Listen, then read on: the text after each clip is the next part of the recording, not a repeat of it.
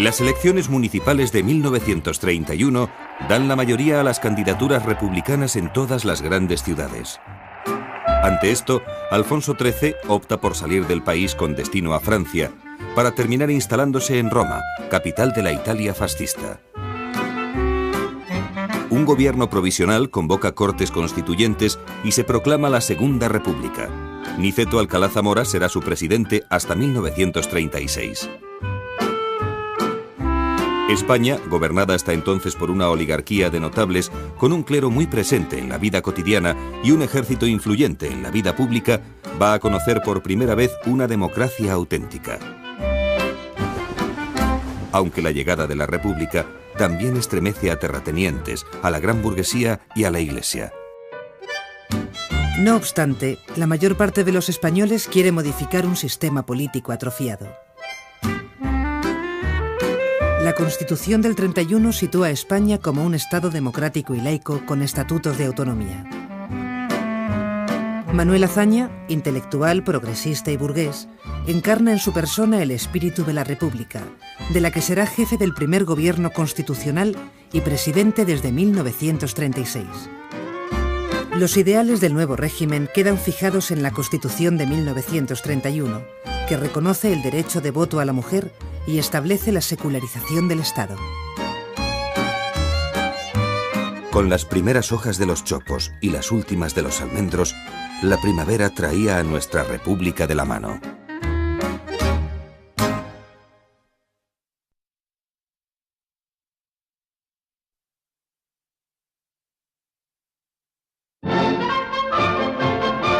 Las primeras elecciones de la República a Cortes Constituyentes dan una mayoría de izquierdas. Se acomete la reforma agraria, la modernización del ejército, la universalización de la enseñanza y la transformación de las relaciones sociolaborales. Quizá el proceso más conflictivo sea la secularización del Estado, que se hace con poco tacto y con cierto ánimo de revancha. La República no quiere una iglesia guardiana de una moral pública, pero el clero y muchos católicos se resisten a aceptar medidas como la disolución de la Compañía de Jesús, la secularización de cementerios o leyes como la del divorcio o la de congregaciones religiosas, que pretende sustraer a la Iglesia el control del sistema educativo. La República la traen los intelectuales. Será un proyecto de lo que se ha llamado la generación de 1914. Ya se pronuncian en favor de una modernización y racionalización de la sociedad. La figura del maestro se convierte en arquetípica. El maestro de escuela, el maestro rural, es el que tiene que educar y tiene que preparar a esas nuevas masas para una democracia auténtica, que no sea patrimonio de las clases poderosas, de los ricos, de los caciques y de los oligarcas. Las pastorales de algunos obispos encienden los ánimos de los republicanos más exaltados. Poco a poco, los moderados de izquierda y de derecha serán rebasados por sus extremos. Por la izquierda los anarquistas, por la derecha los fascistas. Buena parte de los anarcosindicalistas, entre los que la Federación Anarquista Ibérica, la FAI, ejerce gran influencia, creen que mediante la huelga general y las insurrecciones de campesinos y obreros se logrará la quiebra del orden burgués y la instauración de una sociedad sin clases ni Estado. No aceptan la República. Proponen el reparto de la tierra entre los que la trabajan y una economía colectivizada. Aspiran a una sociedad sin propiedad privada. Los extremistas de derecha se dejan llevar por influencias de Alemania o de Italia. Nace la Falange. Su fundador, José Antonio Primo de Rivera, hijo del dictador, aúna las ideas fascistas en un movimiento antiburgués, antidemocrático y católico integrista. La depresión económica que azota a Europa y una feroz sequía siembran el pesimismo cuando la República apenas está estrenada. Por otra parte, la reforma agraria no contenta a los campesinos más pobres y a los jornaleros, muchos de los cuales siguen los llamamientos anarquistas. En Andalucía y Extremadura se producen violentos enfrentamientos entre campesinos y fuerzas de orden público. El descontento de las clases trabajadoras y la represión de la agitación campesina y obrera afectan a la credibilidad del gobierno de izquierdas, que sufre además los ataques de la derecha. 2 años después de proclamarse la República, el centro-derecha gana las elecciones, la Confederación Española de Derechas Autónomas, la CEDA, una coalición antirrepublicana dirigida por José María Gil Robles. Estalla una huelga general en Asturias que se convierte en una verdadera revolución. Es la llamada Revolución de Octubre, sofocada por el ejército. A la vez, la Generalitat de Cataluña se levanta contra el gobierno de derechas. En Asturias, el general Francisco Franco dirige una dura represión con ejecuciones y 30.000 detenidos. En este ambiente, la izquierda se organiza en el Frente Popular, que gana las segundas elecciones generales. Las elecciones de febrero del 36 dieron la victoria a la coalición del Frente Popular de Izquierdas frente a la coalición antirrevolucionaria, así llamada, de las derechas. Fue en votos absolutos una victoria menor, no más de 200.000 votos de diferencia, pero que el sistema mayoritario entonces vigente generó pues una abrumadora mayoría absoluta que permitiría al gobierno gobernar sin oposición prácticamente. Y eso es lo equívoco de las elecciones. El país se había manifestado dividido casi por la mitad, pero el sistema mayoritario daba al gobierno claramente al Frente Popular. La República está en peligro. A las tensiones entre izquierdas y derechas sobre temas como las autonomías catalana y vasca, la reforma agraria, la reorganización del ejército o la política religiosa, se suma la conflictividad social, directamente relacionada con la crisis económica mundial. En cambio, el esplendor cultural que vive el país antes de la guerra es portentoso. La residencia de estudiantes se propone complementar la enseñanza universitaria mediante la creación de un ambiente intelectual y de convivencia adecuado para artistas y científicos. Entre las personalidades que acuden a sus salas figuran Albert Einstein, Marie Curie, Igor Stravinsky y Le Corbusier, entre otros muchos. En España, la residencia de estudiantes es la cuna de la generación del 27. A la residencia acude Severo Ochoa, futuro premio Nobel, y en ella establecen una intensa relación Buñuel, Dalí y Lorca, 3 hijos de la burguesía de provincias, cosmopolitas y viajeros. Dalí y Buñuel escriben y ruedan Un perro andaluz, máxima expresión del cine surrealista. Ese perro andaluz es el granadino Federico García Lorca, cuya muerte posterior identificará en toda Europa al franquismo como la antítesis de la cultura. El surrealismo, movimiento que nace en Francia, propugna el lenguaje onírico, la escritura automática o bajo los efectos de los estupefacientes. Pero estalla la guerra civil. 3 años de guerra por delante. La sublevación militar dirigida por Mola y Franco parte el país en 2. Los republicanos no están unidos. Alemania, Italia y Portugal ayudan a Franco, y la Sociedad de Naciones, Francia y el Reino Unido apuestan por la no intervención. La Iglesia española legitima a los sublevados al calificar la guerra de cruzada y al general Franco como caudillo de España por la gracia de Dios. En un principio, los dos bandos fracasan. El levantamiento militar no triunfa en todo el país y el Estado no puede acabar con la sublevación. Con la ayuda de aviones alemanes, el ejército de Marruecos avanza desde Andalucía hacia Madrid. Se detiene en Toledo, donde Franco alcanza un triunfo simbólico al liberar el Alcázar, asediado por milicias republicanas. Los republicanos defienden Madrid al grito de «No pasarán». Mientras los frentes cambian y miles de españoles mueren en el campo de batalla, la guerra hace de la cultura un elemento de lucha psicológica. En la Exposición Universal de París, la República presenta un excelente pabellón en favor de la causa republicana. Picasso crea para el pabellón su Guernica. Se pretende llamar la atención sobre las potencias europeas del desastre que se acerca.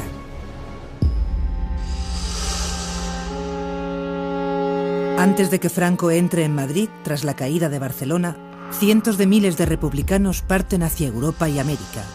Muchos de los intelectuales más conocidos permanecen leales a la República y deben exiliarse.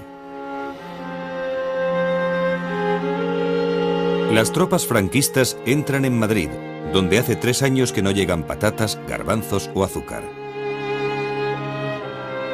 En el Estado franquista se suprimen las libertades democráticas y se controlan los medios de comunicación. Los partidos políticos y las organizaciones sindicales son desmantelados y sus responsables detenidos, procesados y condenados en procesos de 5 minutos. El propio lugarteniente alemán de Hitler se sorprende de la dureza de la represión. El núcleo dirigente del PCE huye a Moscú y a México. La nómina de intelectuales que sale del país es interminable. Todo esto, junto a la muerte de otros, como Lorca, asesinado por los falangistas cerca de Granada, deja a España huérfana de ciencia y de cultura.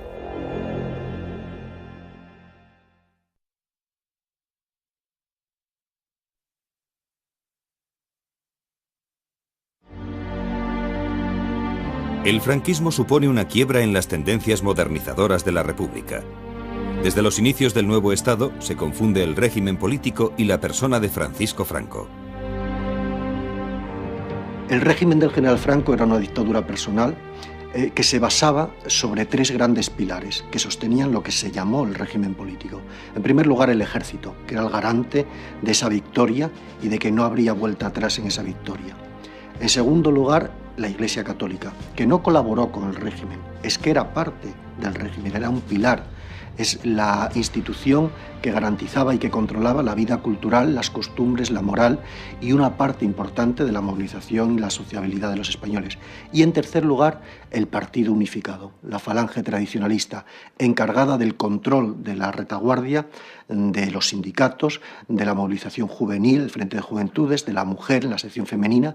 Estas 3 instituciones tenían como clave de bóveda la figura del general Franco, que era generalísimo de los ejércitos, cruzado por la fe de Cristo y jefe nacional del único partido, solo responsable ante Dios y ante la historia. Tras la guerra, hay una afiliación masiva a la Falange, más por interés que por su atractivo ideológico. Pero Falange, tras el fusilamiento de su fundador, José Antonio, al principio de la guerra, se convierte en un apéndice del franquismo y no es el partido único de ideología fascista. En efecto, Franco fusiona Falange con los grupos tradicionalistas y es esta nueva Falange la que se convertirá en el llamado Movimiento Nacional. Así, más que un partido, es un grupo de poder que Franco utiliza para movilizar a los ciudadanos.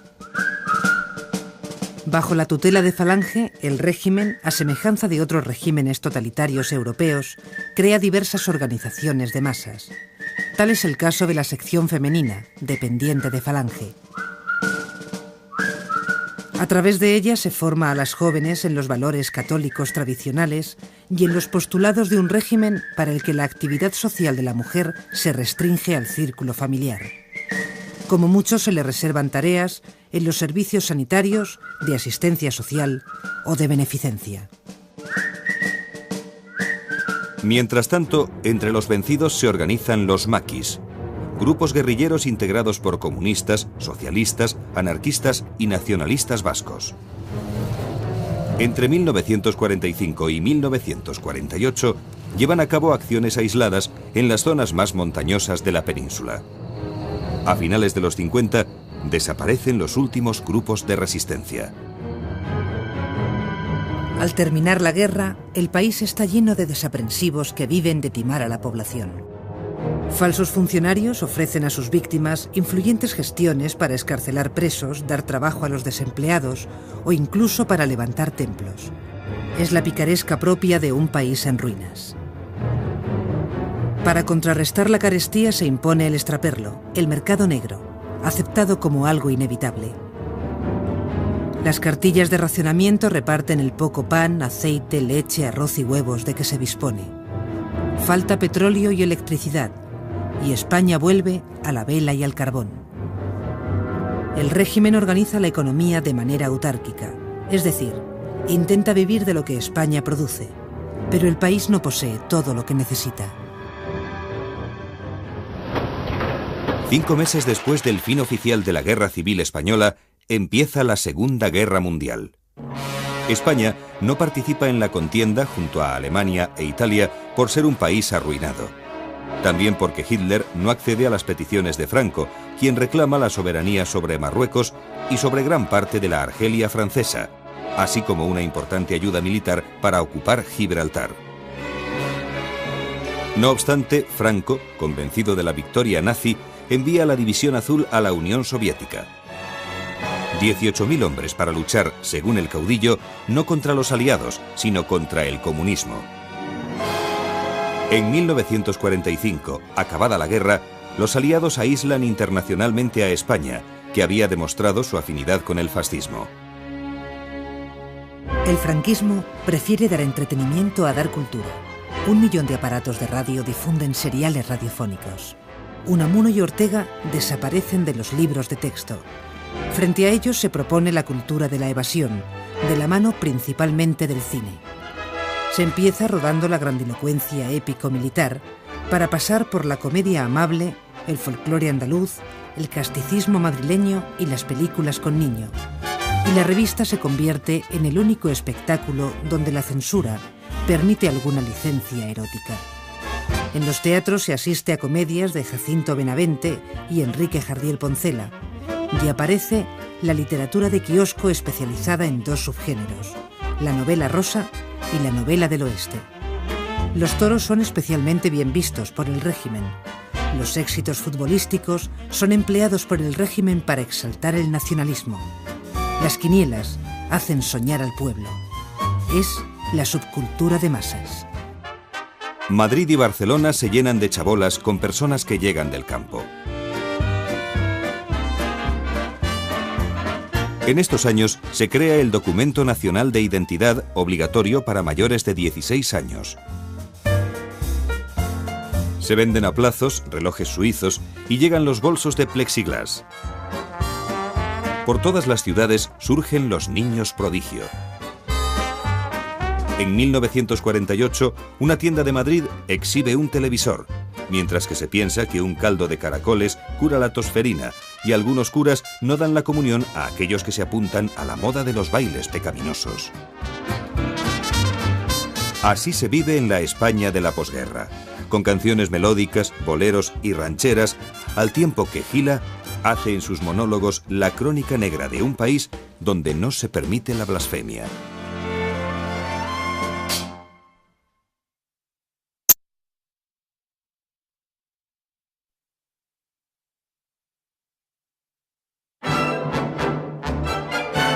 Durante los años 50, España rompe su aislamiento y se incorpora a los organismos internacionales. El régimen está muy interesado en reafirmar sus relaciones con Washington y el Vaticano. La coyuntura internacional favorece a los intereses de Franco. La Guerra Fría ha generado un temor maniático de los norteamericanos hacia el comunismo.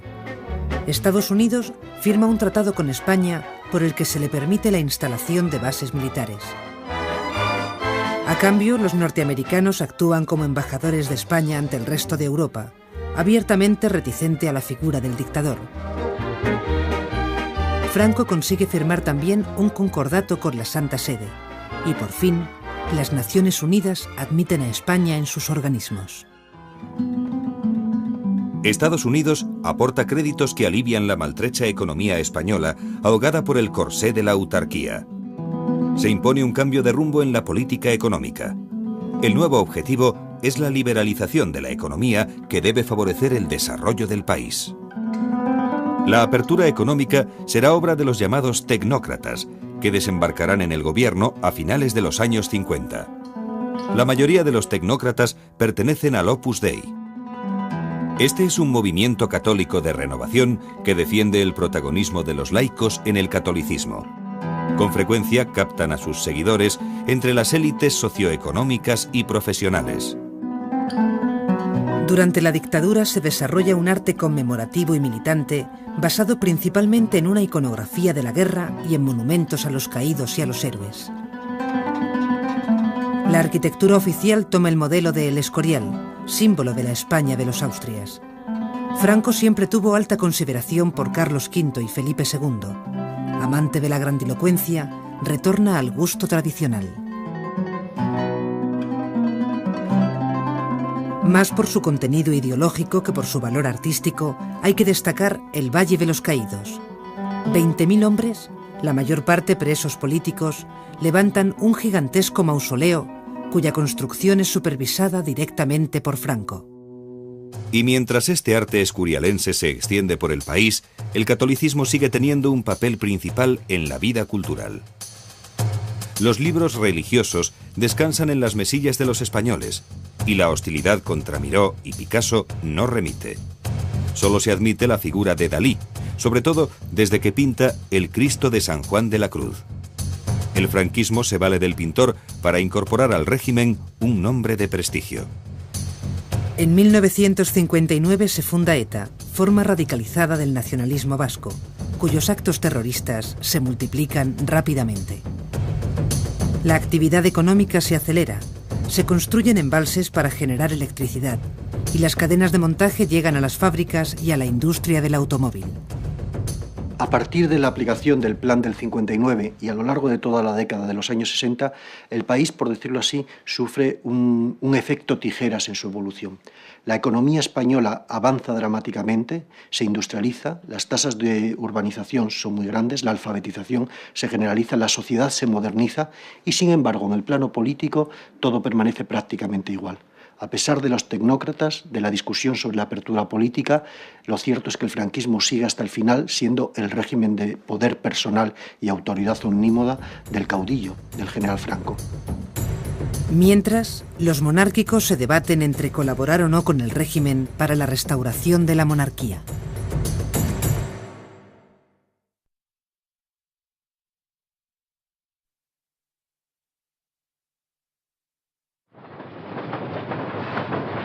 En los años 60 se construyen locomotoras eléctricas y se impulsa la industria del automóvil.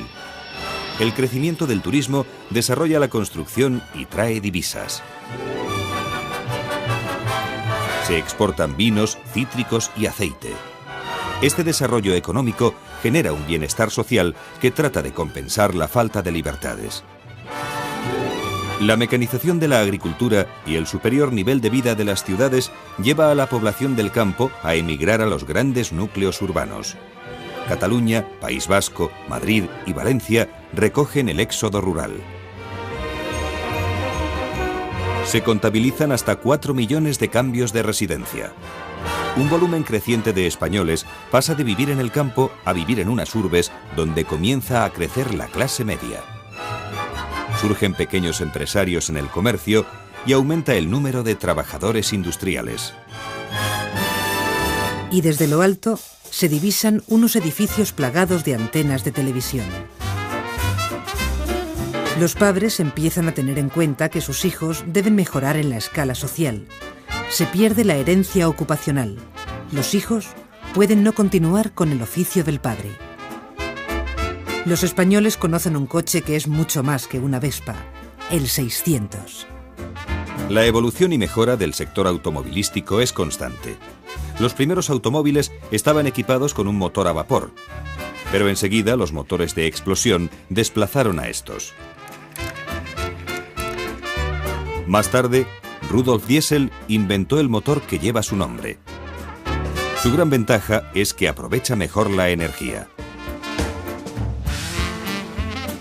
La producción en serie permite que una parte importante de la sociedad pueda comprarse un automóvil. Esta es sin duda una de las revoluciones sociales y económicas más importantes del siglo XX.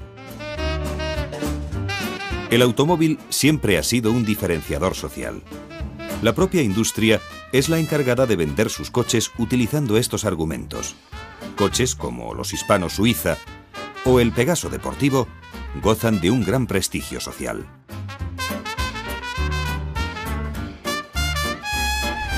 Cientos de coleccionistas y amantes de los automóviles antiguos han convertido el cuidado y la exhibición de estos en una forma de vida y una extensión de la propia personalidad. Se edita el teleprograma y en la publicidad exterior se funden medio y mensaje. Los niños coleccionan cromos, se pegan calcomanías y el cinesín es el juguete familiar por excelencia. Los movimientos políticos de Don Juan de Borbón son perfectamente controlados por Franco. La figura de Don Juan de Borbón, el pretendiente al trono, cobra mucha importancia en los años finales de la Guerra Mundial y en la inmediata posguerra, porque se presenta como la garantía de una transición pacífica del franquismo a un nuevo régimen liberal, sin incurrir en el peligro de la República, del restablecimiento de la República o de cualquier operación política de incierto desenlace. Eso fracasa por varios motivos, desde luego el más importante, en mi modo de ver, por la negativa del general Franco a contemplar un traspaso de poderes en vida. Pero en 1969, Franco nombra a Juan Carlos, hijo de Don Juan, como su sucesor, con el título de Príncipe de España. A pesar de los grandes sacrificios que esta tarea pueda proporcionarme, estoy seguro que mi pulso no temblará para hacer cuanto fuere preciso en defensa de los principios y leyes que acabo de jurar. De este modo, el general aparta de la sucesión al trono a Don Juan, caracterizado por su orientación liberal. Franco aspira con ello a crear una monarquía basada en los principios del movimiento.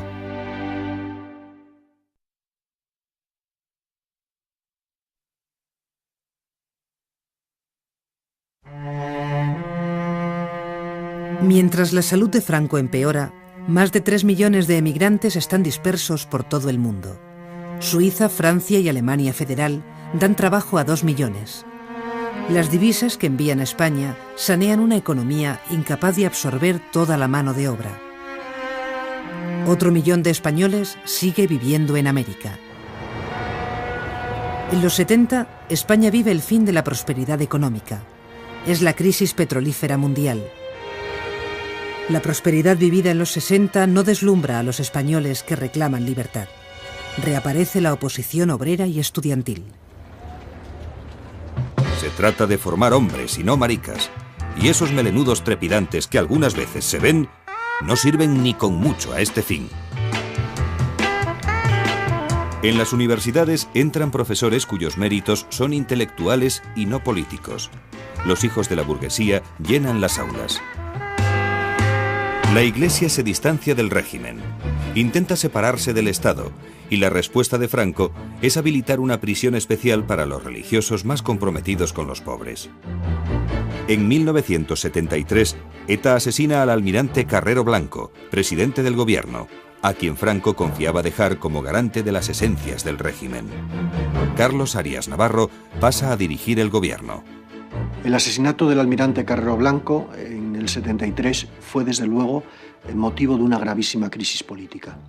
El general Franco perdió a su mayor y más íntimo colaborador desde el año 41, probablemente a su alter ego, el hombre que estaba detrás de muchas de sus decisiones y que le asesoraba íntimamente en todos los pasos políticos, y se encontró con la necesidad de un relevo inesperado y muy difícil, porque no estaba claro cuál era la línea política a seguir de continuidad inalterada en un contexto de progresiva crisis política agravada por la económica y ya sin el hombre fuerte que era el almirante Carrero, el heredero in pectore de los poderes de Franco, en colaboración con el príncipe de España, que ya era reconocido como sucesor. 2 miembros de ETA y 3 del FRAP, un grupo revolucionario de orientación comunista, son ejecutados por el régimen. Las protestas de primeros ministros europeos o del secretario general de Naciones Unidas no sirven para impedir las ejecuciones. El Papa, Pablo VI, llama al pardo, pero la respuesta es: el caudillo está durmiendo.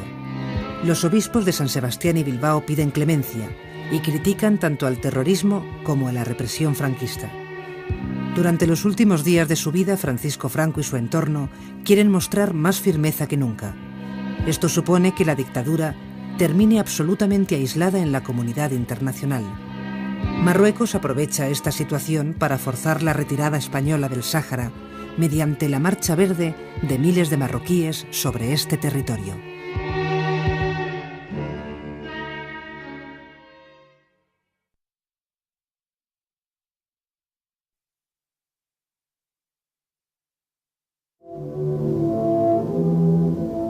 Españoles,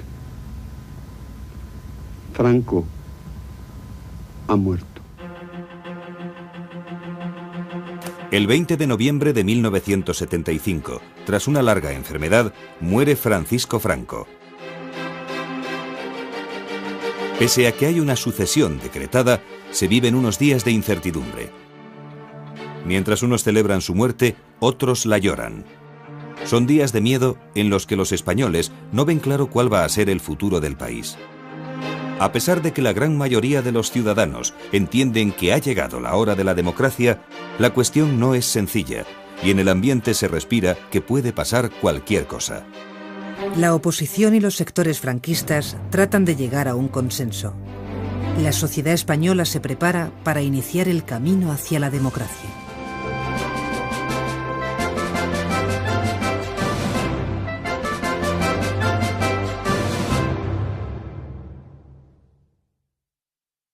De las clases poderosas, de los ricos, de los caciques y de los oligarcas. Las pastorales de algunos obispos encienden los ánimos de los republicanos más exaltados. Poco a poco, los moderados de izquierda y de derecha serán rebasados por sus extremos. Por la izquierda los anarquistas, por la derecha los fascistas. Buena parte de los anarcosindicalistas, entre los que la Federación Anarquista Ibérica, la FAI, ejerce gran influencia, creen que mediante la huelga general y las insurrecciones de campesinos y obreros se logrará la quiebra del orden burgués y la instauración de una sociedad sin clases ni Estado. No aceptan la república. Proponen el reparto de la tierra entre los que la trabajan y una economía colectivizada. Aspiran a una sociedad sin propiedad privada. Los extremistas de derecha se dejan llevar por influencias de Alemania o de Italia. Nace la Falange. Su fundador, José Antonio Primo de Rivera, hijo del dictador, aúna las ideas fascistas en un movimiento antiburgués, antidemocrático y católico integrista. La depresión económica que azota Europa y una feroz sequía siembran el pesimismo cuando la República apenas está estrenada. Por otra parte, la reforma agraria no contenta a los campesinos más pobres y a los jornaleros, muchos de los cuales siguen los llamamientos anarquistas. En Andalucía y Extremadura se producen violentos enfrentamientos entre campesinos y fuerzas de orden público. El descontento de las clases trabajadoras y la represión de la agitación campesina y obrera afectan a la credibilidad del gobierno de izquierdas, que sufre además los ataques de la derecha. 2 años después de proclamarse la República, el centro-derecha gana las elecciones, la Confederación Española de Derechas Autónomas, la CEDA, una coalición antirrepublicana dirigida por José María Gil Robles. Estalla una huelga general en Asturias que se convierte en una verdadera revolución. Es la llamada Revolución de Octubre, sofocada por el ejército. A la vez, la Generalitat de Cataluña se levanta contra el gobierno de derechas. En Asturias, el general Francisco Franco dirige una dura represión con ejecuciones y 30.000 detenidos. En este ambiente, la izquierda se organiza en el Frente Popular, que gana las segundas elecciones generales. Las elecciones de febrero del 36 dieron la victoria a la coalición del Frente Popular de Izquierdas frente a la coalición antirrevolucionaria, así llamada, de las derechas. Fue en votos absolutos una victoria menor, no más de 200.000 votos de diferencia, pero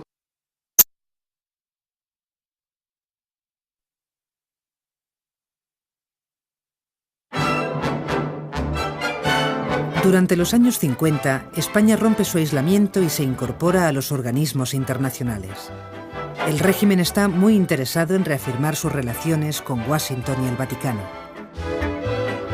La coyuntura internacional favorece a los intereses de Franco. La Guerra Fría ha generado un temor maniático de los norteamericanos hacia el comunismo. Estados Unidos firma un tratado con España por el que se le permite la instalación de bases militares. A cambio, los norteamericanos actúan como embajadores de España ante el resto de Europa, abiertamente reticente a la figura del dictador. Franco consigue firmar también un concordato con la Santa Sede y, por fin, las Naciones Unidas admiten a España en sus organismos. Estados Unidos aporta créditos que alivian la maltrecha economía española, ahogada por el corsé de la autarquía. Se impone un cambio de rumbo en la política económica. El nuevo objetivo es la liberalización de la economía que debe favorecer el desarrollo del país. La apertura económica será obra de los llamados tecnócratas, que desembarcarán en el gobierno a finales de los años 50. La mayoría de los tecnócratas pertenecen al Opus Dei. Este es un movimiento católico de renovación que defiende el protagonismo de los laicos en el catolicismo. Con frecuencia captan a sus seguidores entre las élites socioeconómicas y profesionales. Durante la dictadura se desarrolla un arte conmemorativo y militante basado principalmente en una iconografía de la guerra y en monumentos a los caídos y a los héroes. La arquitectura oficial toma el modelo de El Escorial, símbolo de la España de los Austrias. Franco siempre tuvo alta consideración por Carlos V y Felipe II. Amante de la grandilocuencia, retorna al gusto tradicional. Más por su contenido ideológico que por su valor artístico, hay que destacar el Valle de los Caídos. 20.000 hombres, la mayor parte presos políticos, levantan un gigantesco mausoleo cuya construcción es supervisada directamente por Franco. Y mientras este arte escurialense se extiende por el país, el catolicismo sigue teniendo un papel principal en la vida cultural. Los libros religiosos descansan en las mesillas de los españoles, y la hostilidad contra Miró y Picasso no remite. Solo se admite la figura de Dalí, sobre todo desde que pinta el Cristo de San Juan de la Cruz. El franquismo se vale del pintor para incorporar al régimen un nombre de prestigio. En 1959 se funda ETA.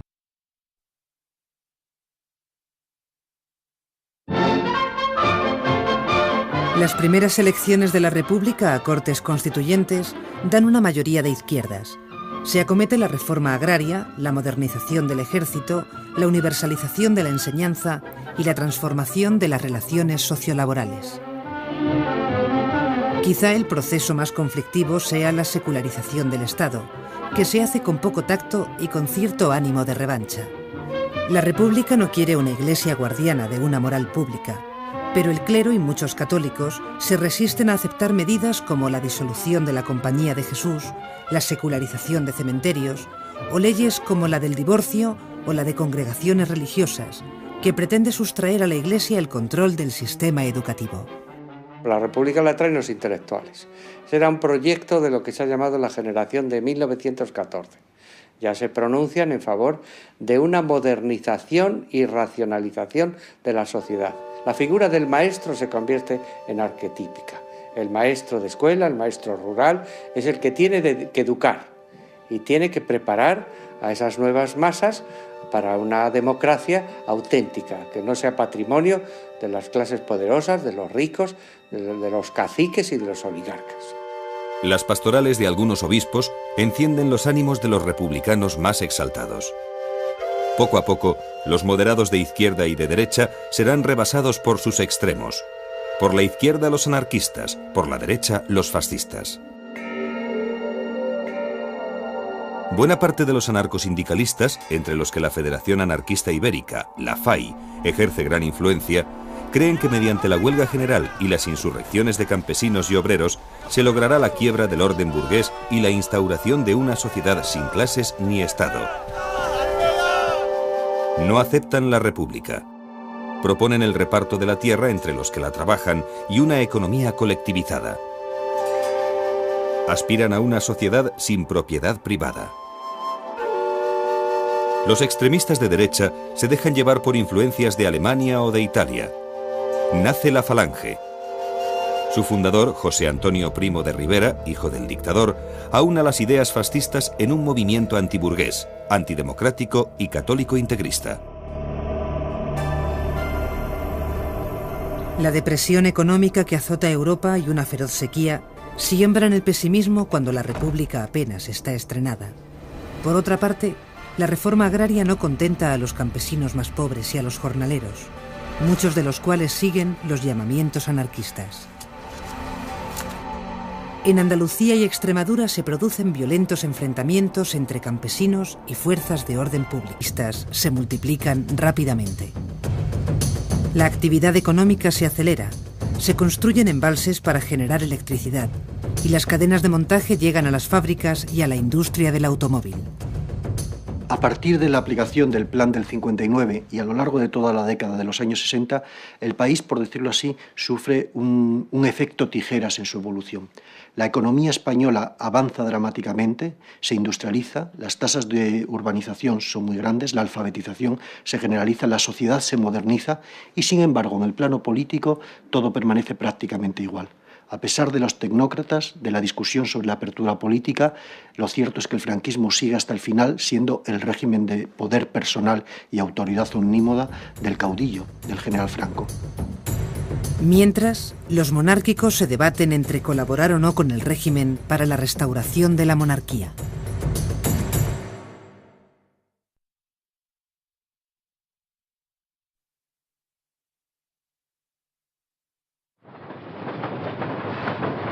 En los años 60 se construyen locomotoras eléctricas y se impulsa la industria del automóvil. El crecimiento del turismo desarrolla la construcción y trae divisas. Se exportan vinos, cítricos y aceite. Este desarrollo económico genera un bienestar social que trata de compensar la falta de libertades. La mecanización de la agricultura y el superior nivel de vida de las ciudades lleva a la población del campo a emigrar a los grandes núcleos urbanos. Cataluña, País Vasco, Madrid y Valencia recogen el éxodo rural. Se contabilizan hasta 4 millones de cambios de residencia. Un volumen creciente de españoles pasa de vivir en el campo a vivir en unas urbes donde comienza a crecer la clase media. Surgen pequeños empresarios en el comercio y aumenta el número de trabajadores industriales. Y desde lo alto se divisan unos edificios plagados de antenas de televisión. Los padres empiezan a tener en cuenta que sus hijos deben mejorar en la escala social. Se pierde la herencia ocupacional. Los hijos pueden no continuar con el oficio del padre. Los españoles conocen un coche que es mucho más que una Vespa, el 600. La evolución y mejora del sector automovilístico es constante. Los primeros automóviles estaban equipados con un motor a vapor, pero enseguida los motores de explosión desplazaron a estos. Más tarde, Rudolf Diesel inventó el motor que lleva su nombre. Su gran ventaja es que aprovecha mejor la energía. Está en peligro. A las tensiones entre izquierdas y derechas sobre temas como las autonomías catalana y vasca, la reforma agraria, la reorganización del ejército o la política religiosa, se suma la conflictividad social, directamente relacionada con la crisis económica mundial. En cambio, el esplendor cultural que vive el país antes de la guerra es portentoso. La residencia de estudiantes se propone complementar la enseñanza universitaria mediante la creación de un ambiente intelectual y de convivencia adecuado para artistas y científicos. Entre las personalidades que acuden a sus salas figuran Albert Einstein, Marie Curie, Igor Stravinsky y Le Corbusier, entre otros muchos. En España, la residencia de estudiantes es la cuna de la generación del 27. A la residencia acude Severo Ochoa, futuro premio Nobel, y en ella establecen una intensa relación Buñuel, Dalí y Lorca, tres hijos de la burguesía de provincias, cosmopolitas y viajeros. Dalí y Buñuel escriben y ruedan Un perro andaluz, máxima expresión del cine surrealista. Ese perro andaluz es el granadino Federico García Lorca, cuya muerte posterior identificará en toda Europa al franquismo como la antítesis de la cultura. El surrealismo, movimiento que nace en Francia, propugna el lenguaje onírico, la escritura automática o bajo los efectos de los estupefacientes. Pero estalla la guerra civil. 3 años de guerra por delante. La sublevación militar dirigida por Mola y Franco parte el país en dos. Los republicanos no están unidos.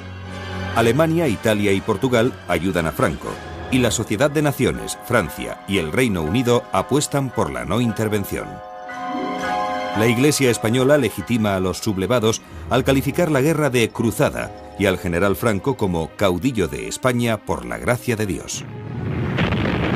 En un principio, los dos bandos fracasan. El levantamiento militar no triunfa en todo el país y el Estado no puede acabar con la sublevación. Con la ayuda de aviones alemanes, el ejército de Marruecos avanza desde Andalucía hacia Madrid. Se detiene en Toledo, donde Franco alcanza un triunfo simbólico al liberar el Alcázar, asediado por milicias republicanas. Los republicanos defienden Madrid al grito de «No pasarán». Mientras los frentes cambian y miles de españoles mueren en el campo de batalla, la guerra hace de la cultura un elemento de lucha psicológica. En la Exposición Universal de París, la República presenta un excelente pabellón en favor de la causa republicana. Monarquía basada en los principios del movimiento.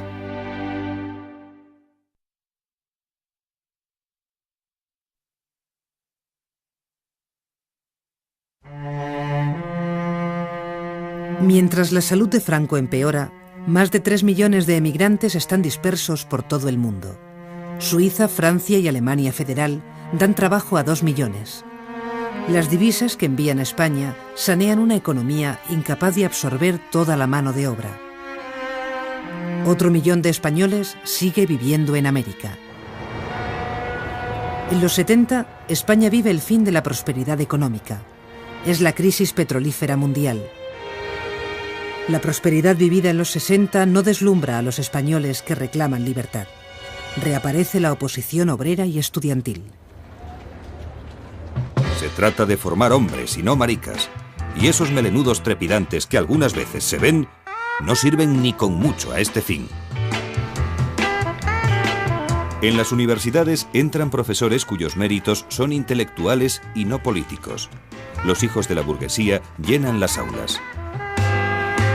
La Iglesia se distancia del régimen, intenta separarse del Estado y la respuesta de Franco es habilitar una prisión especial para los religiosos más comprometidos con los pobres. En 1973, ETA asesina al almirante Carrero Blanco, presidente del gobierno, a quien Franco confiaba dejar como garante de las esencias del régimen. Carlos Arias Navarro pasa a dirigir el gobierno. El asesinato del almirante Carrero Blanco en el 73 fue desde luego el motivo de una gravísima crisis política.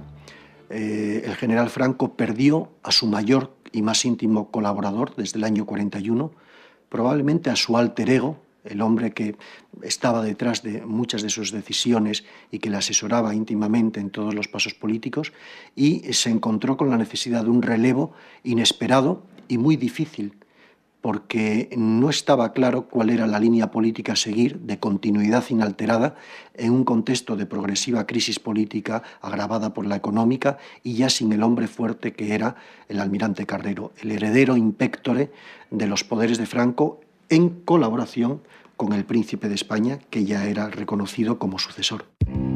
2 miembros de ETA y 3 del FRAP, un grupo revolucionario de orientación comunista, son ejecutados por el régimen. Las protestas de primeros ministros europeos o del secretario general de Naciones Unidas no sirven para impedir las ejecuciones. El Papa, Pablo VI, llama al pardo, pero la respuesta es: el caudillo está durmiendo. Los obispos de San Sebastián y Bilbao piden clemencia y critican tanto al terrorismo como a la represión franquista. Durante los últimos sobre Marruecos y sobre gran parte de la Argelia francesa, así como una importante ayuda militar para ocupar Gibraltar. No obstante, Franco, convencido de la victoria nazi, envía la División Azul a la Unión Soviética. 18.000 hombres para luchar, según el caudillo, no contra los aliados, sino contra el comunismo. En 1945, acabada la guerra, los aliados aíslan internacionalmente a España, que había demostrado su afinidad con el fascismo. El franquismo prefiere dar entretenimiento a dar cultura. 1 millón de aparatos de radio difunden seriales radiofónicos. Unamuno y Ortega desaparecen de los libros de texto. Frente a ellos se propone la cultura de la evasión, de la mano principalmente del cine. Se empieza rodando la grandilocuencia épico-militar para pasar por la comedia amable, el folclore andaluz, el casticismo madrileño y las películas con niño. Y la revista se convierte en el único espectáculo donde la censura permite alguna licencia erótica. En los teatros se asiste a comedias de Jacinto Benavente y Enrique Jardiel Poncela, y aparece la literatura de kiosco especializada en dos subgéneros, la novela rosa y la novela del oeste. Los toros son especialmente bien vistos por el régimen. Los éxitos futbolísticos son empleados por el régimen para exaltar el nacionalismo. Las quinielas hacen soñar al pueblo. Es la subcultura de masas. Madrid y Barcelona se llenan de chabolas con personas que llegan del campo. En estos años se crea el Documento Nacional de Identidad obligatorio para mayores de 16 años. Se venden a plazos relojes suizos y llegan los bolsos de plexiglas. Por todas las ciudades surgen los niños prodigio. En 1948, una tienda de Madrid exhibe un televisor, mientras que se piensa que un caldo de caracoles cura la tosferina y algunos curas no dan la comunión a aquellos que se apuntan a la moda de los bailes pecaminosos. Así se vive en la España de la posguerra, con canciones melódicas, boleros y rancheras, al tiempo que Gila hace en sus monólogos la crónica negra de un país donde no se permite la blasfemia.